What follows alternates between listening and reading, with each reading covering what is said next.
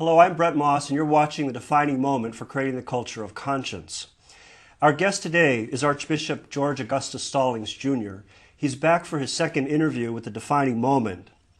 As a priest, Archbishop Stallings left the Roman Catholic Church in 1989 to found the Imani Temple African-American Catholic congregation, which is headquartered in Washington, D.C. He serves as national co-president of the American Clergy Leadership Conference, an interreligious and interracial coalition of clergy here in the United States. He's also a publisher, as well as an author of several books, including his upcoming autobiography, Confessions of a Renegade Priest. He's made numerous television appearances, including The Oprah Winfrey Show and Larry King Live. Archbishop Stallings is the oldest of 6 children. He's married to Sayumi Kamimoto, and together they have 2 sons.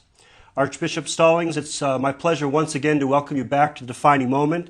Thank you so much for being our guest today. My pleasure, Bret, and it's great being a selected and special guest on The Defining Moment. It's our pleasure. It's our honor. Thank you so much. In our first interview, you shared with our viewers about having participated yourself in a special wedding ceremony, a VIP wedding ceremony, which was officiated by the Reverend Sun Myung Moon of Korea.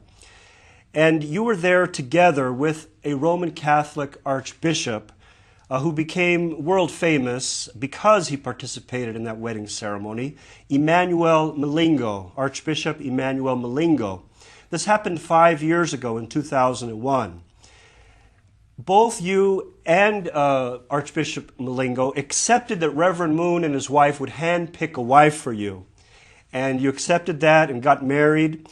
And then a great drama, a great saga unfolded after, especially for Archbishop Malingo, after that ceremony. Tell us what happened. Briefly recount for us what happened in something that dominated the television news in Rome for several weeks back in 2001 when Pope John Paul II intervened and pleaded that Archbishop Malingo would abandon his wife and return to his vows of celibacy. Please tell us what happened. In May of 2001, 60 representatives of the world's religions gathered in New York City for the blessing of marriage. These were all outstanding ministers and pastors from the various faith traditions, especially Christianity. Among those 60 couples were Archbishop Emmanuel Malingo and his soon-to-be wife Maria Sang and my soon-to-be wife Sayumi Kamimoto. And we were there as a result of the 50-state speaking tour that the Reverend Dr. Sun Myung Moon had completed in the United States.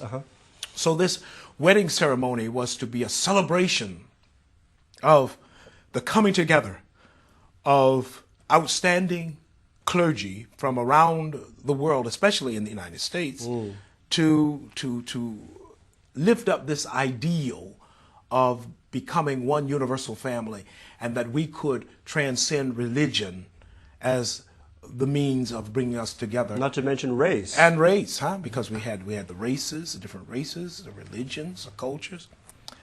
But it was quite an historic event because one of the persons was still actively involved with the Roman Catholic Church in a high position of archbishop, namely Archbishop Emmanuel Malingo, the former Archbishop of Lusaka in Zambia, as well as a director of a special office in the Vatican for immigrants and migrant workers.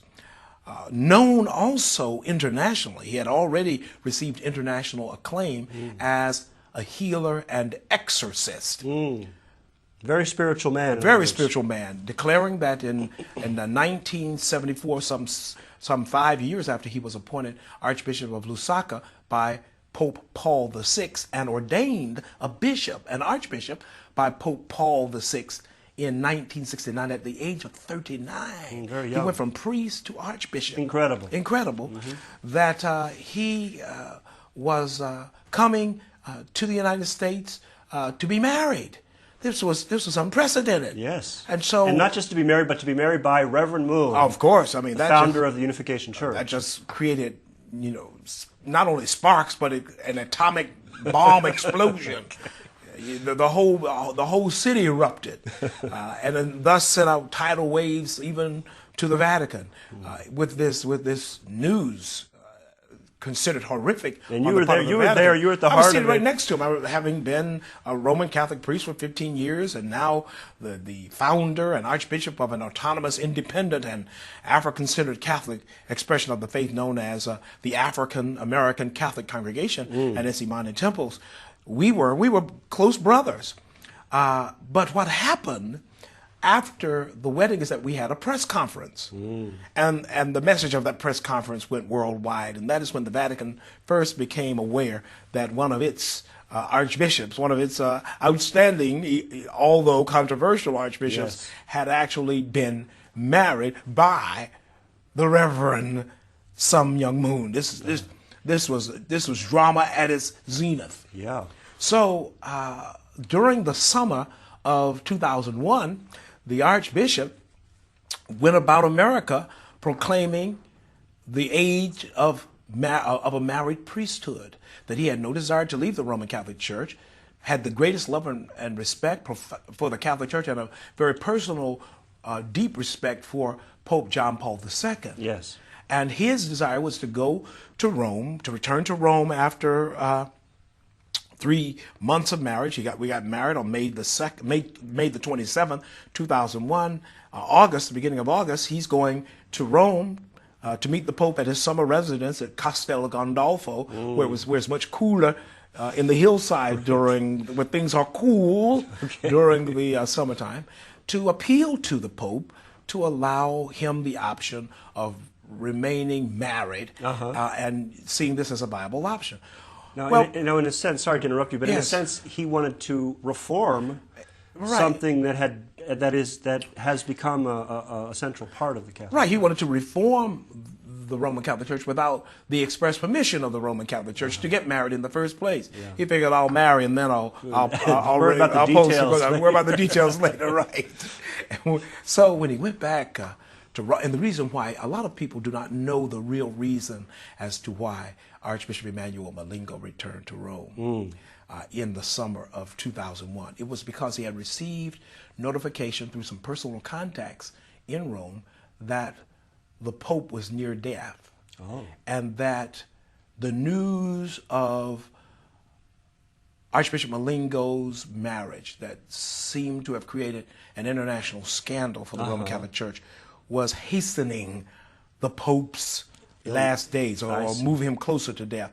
And because Archbishop Malingo and the Pope were so close, Archbishop returned to Rome out of a concern to show respect. And that's when we heard that famous utterance of Pope John Paul II, for the sake of Christ, return to the Catholic Church. And that's what he did. The Vatican said that he renounced his marriage, but the Archbishop will tell you he never renounced his marriage. He always considered himself to be eternally married to his wife, Maria Sung, once that blessing was performed by two parents, and that he was disciplined for a year by having been sent to Argentina, and then for the 4 years after that point, until the time of his departure, he was in a prison, literally in a prison, being guarded all the time, having no freedom to move about. You said literally in a prison. You mean in a prison-like situation? Yeah, in a prison-like situation. I don't want anyone to think that he was a Saddam Hussein up in a prison awaiting trial. No, but he was the atmosphere. He was in that ambiance, that psychological prison where he was not able to move around. He couldn't move about freely. He had to always have a guard. Tell us something about Maria Sung. When she heard the news that Archbishop Malingo met with the Pope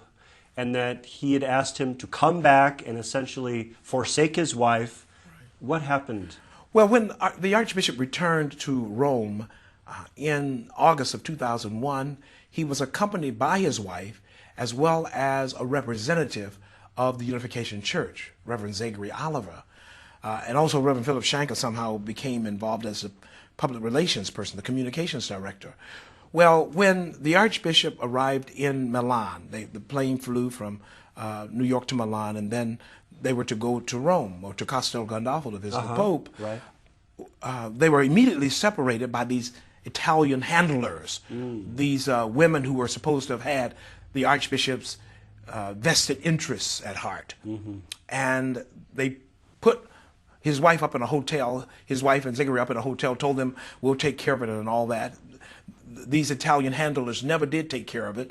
Maria was stuck with the bill at the end of the stay, and they whisked the Archbishop off in a car and eventually led him to Castel Gandolfo, where he met the Pope. Yeah. But anyone who knows the Archbishop's wife, Maria Sung Malingo, knows that you are confronting the Spanish Armada, to put it in the mildest of terms, because she is a very strong, the Vatican had no powerful, idea. determined woman. The Vatican had no idea. And the other thing is, in Rome during the month of August, they call it Fier Agosto. Fier Agosto means it's a festive season in Rome. It's so hot in Rome during August that a lot of the shop owners close their stores and they flee to the countryside where it's cooling. That's why the Pope goes to Castel Gandolfo, because it's more comfortable there. Well, there was nothing happening in the news. And then all of a sudden, Archbishop Malingo shows up with his wife, and it becomes an explosion. And Maria is there at the Vatican while she's trying to find out what they've done with her husband. And she's there praying in St. Peter's Square. If anyone has ever been to Rome and seen that majestic, magnificent square there in front of St. Peter Basilica, one can be just swallowed up, engulfed, entrenched in Catholicism. The nuns and the priests roaming through, the seminarians, or the faithful going through the square to make And the press was very attentive to her situation. Very attentive, but it was quiet in the news. So the only news was Archbishop Malingo and his wife. So Maria has decided that she's going to fast until the Vatican officials release her husband. The Vatican is engaged in interventions between Archbishop Malingo and Reverend Shanka, who's representing the Unification Church and who was really the sponsor of the Archbishop at the time. And Maria is receiving reporters on her deathbed, almost fasting to the point. Essentially a hunger strike. A hunger strike, to the point of almost death, determined that she would not eat a morsel or drink a drop until the Vatican allowed her to see her husband. Well, that eventually happened. And what was supposed to have only been a 5-minute encounter turned out to be a 2-hour. And what happened as a result of that meeting? Well, of course, the Archbishop, under a lot of duress, said to Maria that they had to not see each other as husband and wife anymore, but as brother and sister, brother-sister relationship, and that he would never forget her, but it couldn't be. Things just couldn't be the way that they had hoped. Because the Pope intervened. Exactly, the Pope intervened. So as I said, he spent a year in Argentina, another 4 years back in the outskirts of Italy in a place called Zagarolo, where the Archbishop had exercised his ministry of preaching the gospel, healing the sick, and casting out devils, as Jesus did, as you read in Luke chapter 9, verses 1 and 2. But heavily guarded by 2 priests, security, and 3 nuns who were to watch his every move. And what eventually happened is that the Archbishop relates it this way, that he received revelations from God and from the spirit world, that he had to be willing to put his life on the line for the salvation of the Roman Catholic Church, to purify the church, to cleanse the church of infidelity, to heal the church of some of her ways that were not of God. And he said that the voice from heaven said, others have gone before you and have given up their lives. What makes you think you're any better? You have to get up and be willing to risk your life. Be willing to risk your life. So he planned his escape over a 2-week period, and literally on the last day of his time there at Zagarolo, he celebrated, he exposed the Eucharist for adoration and veneration. He said Mass. He had lunch, and when it was time to take a siesta, while the nuns were washing the dishes, he escaped down the hillside, slipped out, and a car awaited him to whisk him off to the airport and everything else is now public knowledge. Well, he arrived last month in June of 2006 to Washington, D.C., Yes. where he held a press conference with you standing at his side. Yes. So tell us about Married Priests Now, a new movement being organized and led by Archbishop Malingo and yourself to address the situation of the estimated 150,000 married priests who have been, in a sense, ostracized in their role as priests by the Roman Catholic Church. Tell us about Married Priests Now. Approximately 150,000 Roman Catholic priests have married in the past 2 to 3 decades. In the United States alone, 20,000 Roman Catholic priests have married. All of that in light of the fact that there are literally thousands of parishes in the Roman Catholic Church in the United States of America that do not have a priest. They are priestless parishes. Yeah. Where there is no Eucharist, there is no Catholicism. And you cannot have Eucharist, you cannot have the body and blood of Jesus the Christ unless there are priests there to celebrate or to celebrate Mass and to confect the Eucharist. So the Archbishop, in his wisdom, has said, we have a solution to all of the priestless parishes in the United States and in Europe, around the world, that we can reinstate these married priests to active ministry, to serve these vacant priestless churches. Sure. And reach into a rich reservoir of men who have been trained, educated, experienced in pastoral ministry to serve in these churches. Well, not only that, but I guess thinking about it, they would also bring something new to the church, which is an understanding about family life, marriage, right, which the average priest and bishop and cardinal don't know so much about on a personal level. Exactly. I always prided myself as a priest when it came to marriage counseling. I, a single man, didn't need to be married in order to advise a married couple on the do's and the don'ts. How naive I really was until I got married and had a wife and kids myself.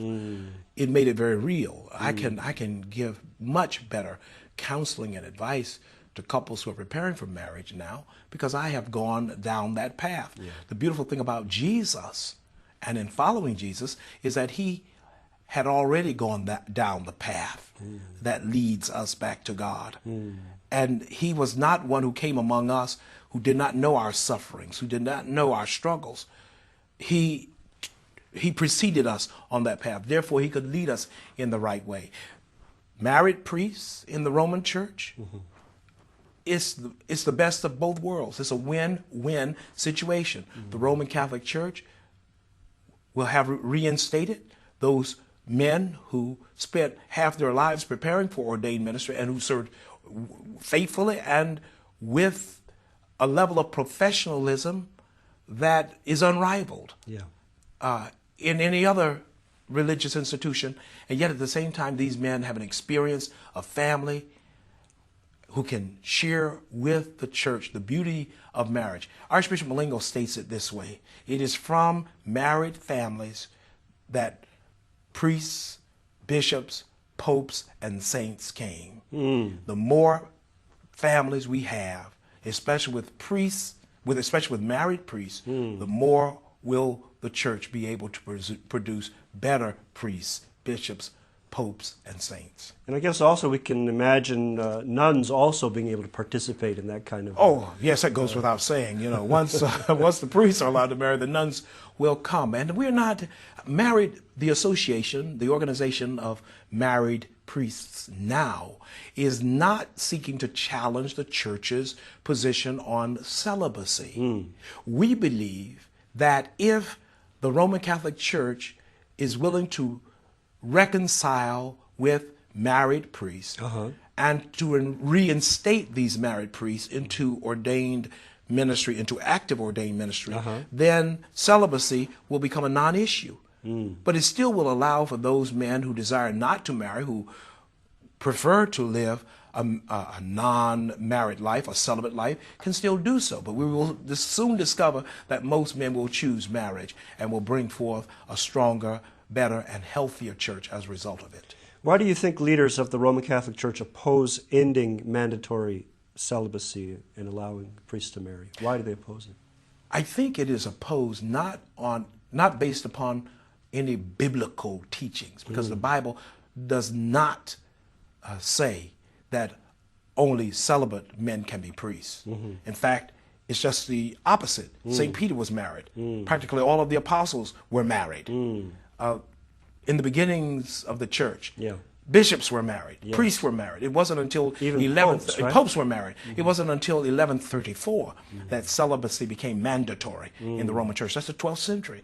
So the Roman Catholic Church has had a married priesthood longer than a non-married priesthood, historically, if you look at the 2,000-year span. The church, I think, looks at celibacy as the lesser of two problematic areas. If the priest is allowed to marry, the church senses that somehow it has an obligation to the spouse of the priest and the children once that priest is incapacitated or dies. That's why celibacy really came in. It's a financial obligation. It's a financial obligation. That's why it changed in 1134, because it was an economic issue, not a spiritual issue at all. And we're paying the price for it now in the Roman Church as a result of that.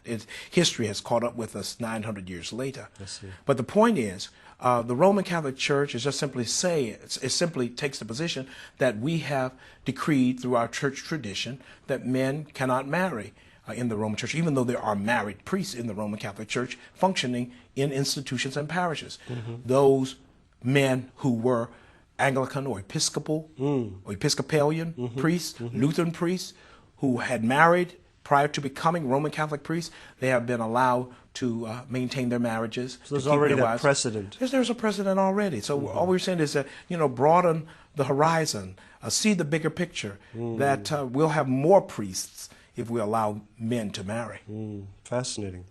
Now, recently there was a vote in the news that the Roman Catholic Church voted and they rejected ending mandatory celibacy. What do you think needs to happen to change the tide of opinion within the institution of the church itself? Allow Roman Catholic priests who have married to be reconciled with the church and restored to active ministry. That will make optional celibacy a non-issue. The reality is this, Bret. The Roman Catholic Church coils, shows its fangs, shows, its nails when anyone mentions changing a centuries-old policy on celibacy. It all depends on your approach. Married priests now is not saying end celibacy. Married priests now is not saying provide for optional celibacy. What married priests now is stating very clearly and specifically is one thing: reconcile married priests to the church. They've already given up celibacy. They've already given it up. That decision for them has already been made. Just let them come back into the fold in their leadership positions. And allow them to enrich the church by their unique gifts of marriage.